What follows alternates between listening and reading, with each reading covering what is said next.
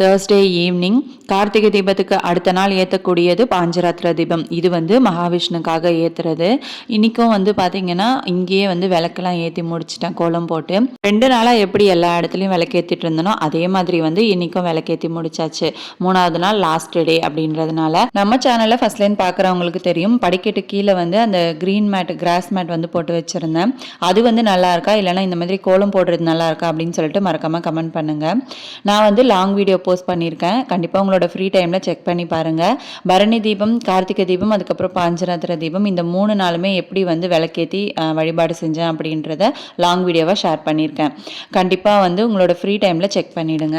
இந்த வருஷம் கார்த்திகை தீபம் ரொம்பவே சூப்பராக போச்சு. எனக்கு 3 நாளுமே ரொம்ப நல்ல ஒரு பாசிட்டிவ் வைப்ரேஷன் இருந்துச்சு. இன்னும் 1 வீக் தான் இருக்குது. அடுத்து மார்கழி ஸ்டார்ட் ஆகிடும். அதுக்கப்புறம் பார்த்தீங்கன்னா டெய்லியுமே பிரம்ம முகூர்த்த பூஜை பண்ணணும். வீடியோ பிடிச்சிருந்தா ஒரு லைக் பண்ணிவிடுங்க.